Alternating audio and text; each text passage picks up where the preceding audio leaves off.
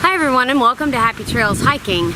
This is our next episode of our St. Louis Forest Park series. Tonight we have a really exciting time for you. We were contacted by Mark and he does owl prowls. So we're gonna head out on an owl prowl and learn about the owls in Forest Park. Before we go much further, tell me what your favorite thing about owls is. This video contains information on the science and the history about the great horned owls that are in Forest Park.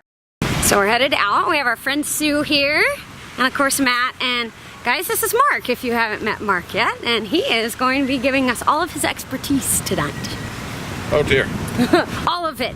Excellent. So this is a 9-hour video. No, I'm kidding. Kidding, we'll keep it short. So we're out to look for great horned owls, and I've been studying great horned owls here in Forest Park since December 2005. That's what December 29th, 05, that's what I mark as my owliversary.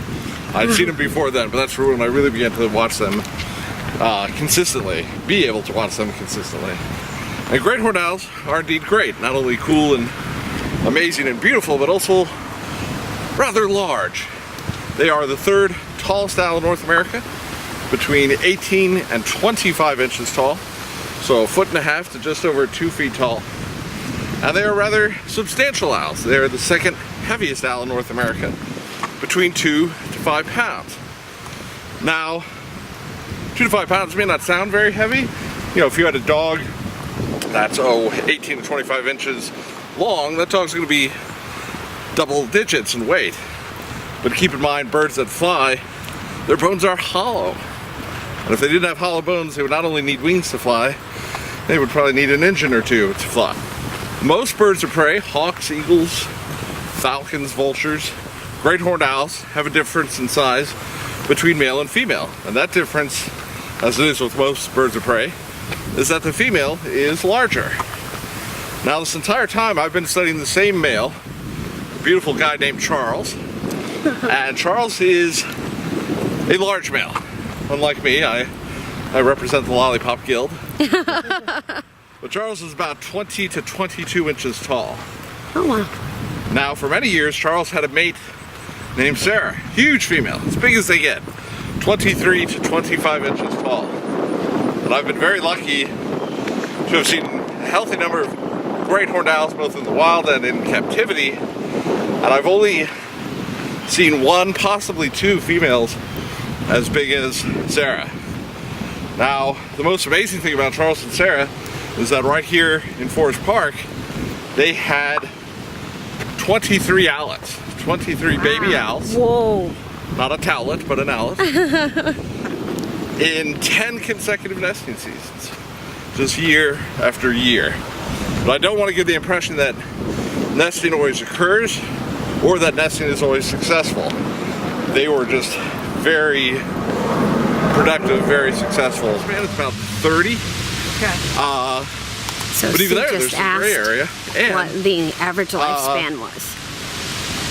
You know, it's a record. It shows you what's possible, but by definition, it's not an average. So, very sad time. But it was also fascinating to see what would happen next. And in September 2015, Charles began to court with other females. Oh. And he courted with 2 in September of 2015. First one for a few weeks. Second one only for a few days. It's a lot like dating. You know. It's got to work for both sides of the equation. And didn't work out with them. And a third female showed up on October 7th, 2015. And they courted for 2 weeks, and 4 weeks, and 6 weeks, and 8 weeks later, they mated and became a pair.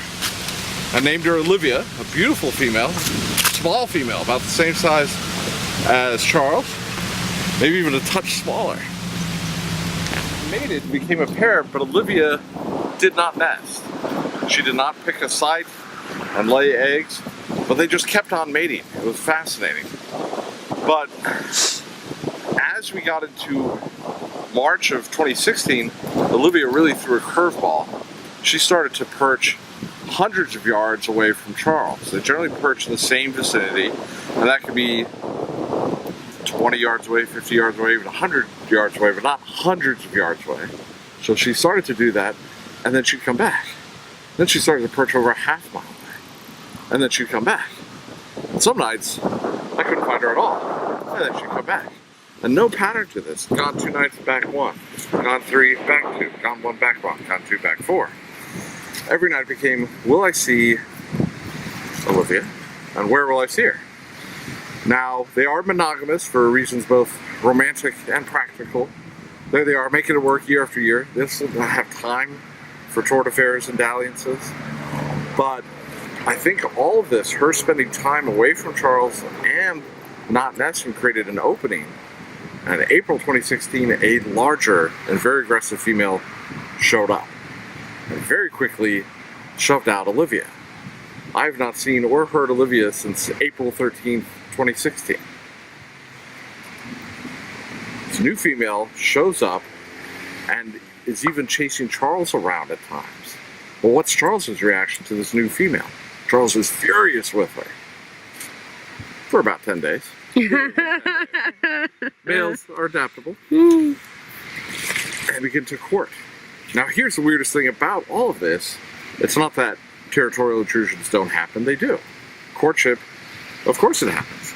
But courtship in April, that's very late and exceptionally early too. Not even close to either one.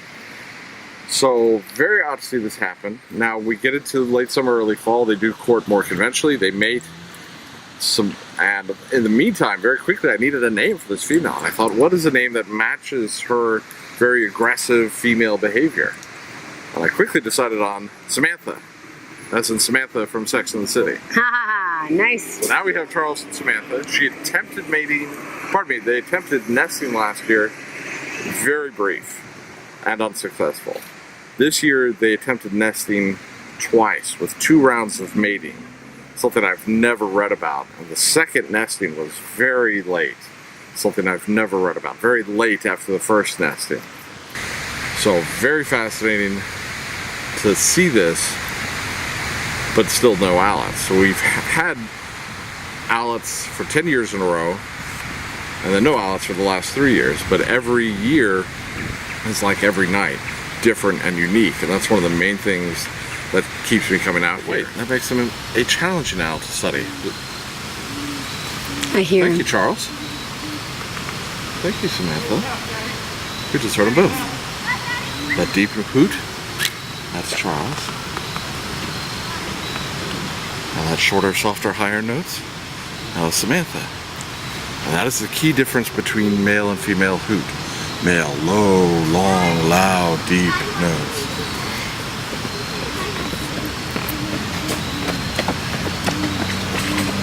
Okay, thank you.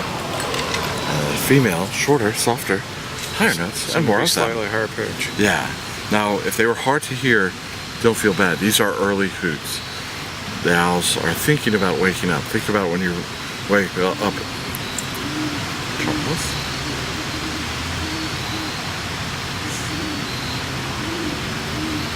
Charles, Samantha, Charles again. Think about your voice when you wake up. You're not quite ready to sing opera at Carnegie Hall. And they can wake up and do a fair amount of early hooting as well as other wake up activities, stretch and groom, and then what do? Bam. That's a great question, Sue. Do the owls, do I think they know me?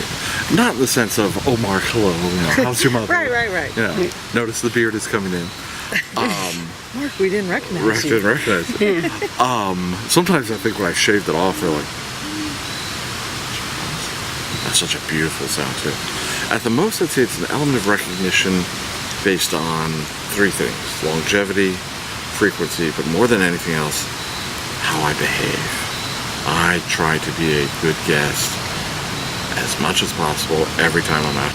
And if there is that element of recognition, I don't take it for granted. You earn it, you build on Of course. that every time. Because, as you guys know, 13 million people visit Forest Park every year. That's more than twice the population of Missouri. Right. It's incredible. But no matter what we do in Forest Park, we go to the planetarium, we go for a walk, some weird guy studies owls. What's these do? No matter what we do in Forest Park, we all finish the same way. We pack up and go home. We can go home on foot or a car or a bike or what have you. But it is their home. Everything that lives here, it's their home. Be a good guest. You invite me to your home, I'm not going to be too early or too late. I'm going to be polite. I'll bring you flowers, bottle of wine, what have you. Be a good guest. So, if you look over my right shoulder, Okay. there's Charles. So that, look at that. Oh, wow.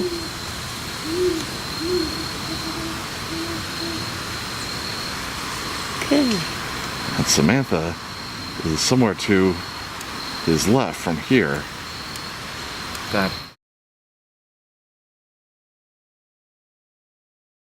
Oh, yes. There he I is. didn't know. I knew there was some burn plan. Hi, Charles. Eventually for this year, but not like It's at about 3 o'clock. You can see his body from his chest down on his back. If you want, you get in that camera. See? It is. So Mark is going to go look for Samantha while we stare at Charles a little bit more.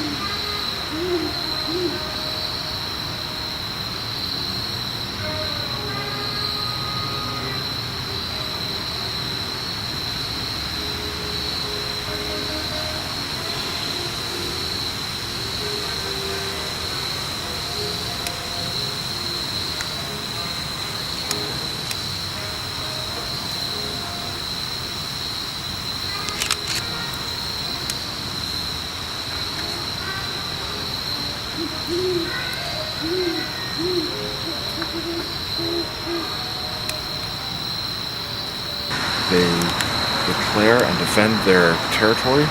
It's a vocal display. Hey, you're going to hear us. It's also a visual display.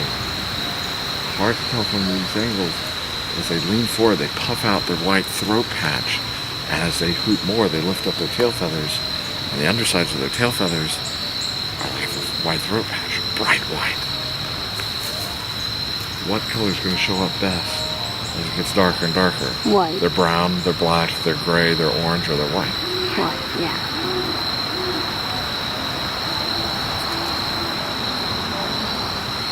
But this is also a very important pair bonding exercise. This is how a new pair courts. And this is how an established pair builds and maintains that pair bond. Remember that long breeding cycle I mentioned, described earlier? It's the longest breeding cycle of any owl in North America. When they have young, mating, nesting, raising the young. Fast follow-up bird notes, good to that. That whole process, 6 to 7, sometimes 8 months.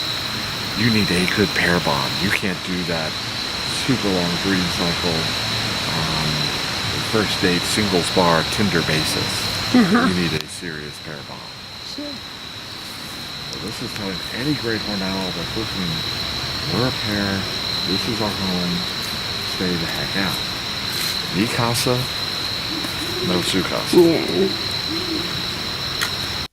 Mark takes people on these owl prowls throughout the whole entire year. His contact information will be in the description box below. We sure did appreciate his expertise in getting to spot Charles on this evening.